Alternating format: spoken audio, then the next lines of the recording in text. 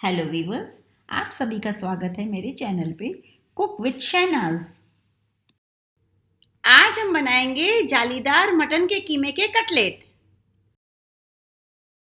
इसके लिए हमें चाहिए पौना किलो मटन का कीमा, 1 टीस्पून धनिया पाउडर, 1 टीस्पून गरम मसाला, आधा टीस्पून चाट मसाला, 1 टेबलस्पून भुना हुआ जीरा पाउडर, 2 टेबलस्पून लाल मिर्च पाउडर, चुटकी भर हल्दी, 2 बड़े प्याज बारीक कटे हुए, आधा कप ब्रेड क्रम्ब, 2 ब्रेड की स्लाइस, 2 अंडे,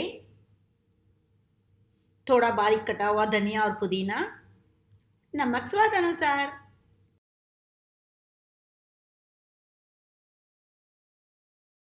अब हम एक बॉल में पानी लेंगे और ब्रेड की स्लाइस को तोड़ के उसके अंदर भिगो देंगे।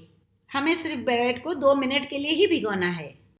अब हम एक बॉल लेंगे, उसके अंदर कपड़ा डालेंगे और उसके अंदर हमारे भिगे हुए ब्रेड डालेंगे।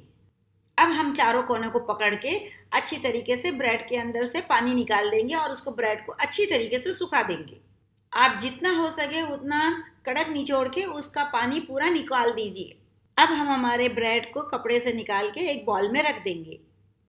अब हम एक बॉल लेंगे, उसके ऊपर एक कपड़ा रखेंगे और उसके ऊपर हम कटा हुआ प्याज डालेंगे। अब हम कपड़े के चारों कोनों को पकड़कर और उसमें से जितना हो सके उतना कस के हम उसका प्याज का पानी पूरा निकाल देंगे। कुछ इस तरह हमें हमारे प्याज को इस तरीके से सूखा कर लेना है। अब हम एक बड़ा बॉल लेंगे, उसके अंदर हम सूखा हुआ प्याज डालेंगे, उसके अंदर ज़ीरा पाउडर, गरम मसाला, धनिया पाउडर, चाट मसाला, नमक, हल्दी, लाल मिर्च पाउडर और ब्रेड, ये सब डाल के इसे अच्छी तरीके से मिक्स कर लेंगे।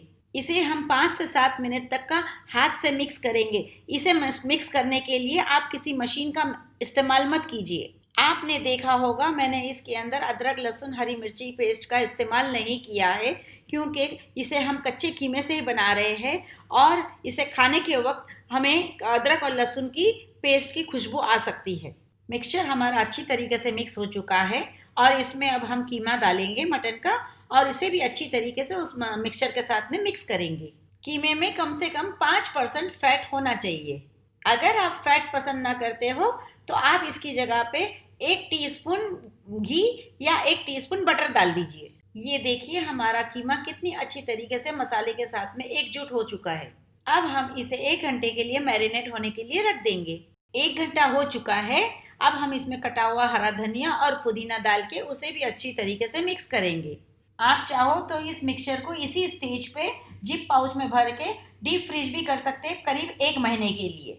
और इसे जब बनाना हो तब बनाने से पहले 1 घंटा पहले उसे निकाल के डिफ्रोज कर लीजिए और मटन कटलेट बना लीजिए। अब हम कीमे के मिक्सचर से उसके गोल गोल पेड़े बना लेंगे। 750 ग्राम कीमे के कटलेट कम से कम 15 बनेंगे। अगर आप इसको छोटा साइज करना चाहो तो आपके हिसाब से आप देख लीजिए। अब हम रोटी का पटला लेंगे, उसके ऊपर हम ब्रेड क्रम्ब डालेंगे। अब हम कीमे का पेड़ा लेंगे, उसको हथेली पे लेंगे और उसको हल्का सा दबा देंगे। अब हम इसे ब्रेड क्रम्ब के ऊपर रख के उसे दोनों हाथों से हल्का हल्का हाथ रख के उसे दबाएंगे और उसे पतला करेंगे और उसे उसके ऊपर ब्रेड क्रम्ब लगा देंगे और उसे अच्छा सा गोल आकार देंगे। अगर आपको लगे कि ब्रेड क्रम्ब थोड़ा ज़्यादा लग चुका है तो उसे हल्के हाथ से निकाल दीजिए थोड़ा थोड़ा करके।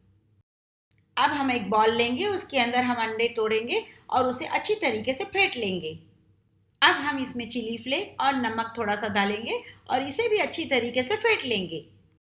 अब हम एक फ्राइंग पैन लेंगे, उसके अंदर तेल डालेंगे और उसे हाई फ्लेम के ऊपर तेल को गर्म कर लेंगे। जब तेल अच्छे से गर्म हो जाए तो हम चूल्हे की फ्लेम को मीडियम पे रख देंगे। अब हम एक कटलेट लेंगे और उसे अंडे के मिक्सचर में डाल के उसे अच्छी तरीके से कोट करेंगे। अब हम उसे हल्के हाथ से और बड़े ध्यान से उसे तेल के अंदर डीप फ्राई करेंगे। ऐसे ही हम एक एक करके हमारे सारे मटन कटलेट फ्राई कर लेंगे। ध्यान रहे चूल्हे की फ्लेम मीडियम ही होनी चाहिए, वरना आप फास्ट फ्लेम पे अगर कटलेट तलने जाओगे तो अंडा जल जाएगा और अंदर कटलेट पकेंगे नहीं। जब एक तरफ से कटलेट अच्छी तरीके से फ्राई हो जाएंगे तो हम उसे पलटी करके दूसरी साइड भी फ्राई कर लेंगे। जब कटलेट कुछ इस तरीके से हमारा ब्राउन कलर का हो जाए तल के, तो हम उसे फिर डिश आउट कर लेंगे तेल से।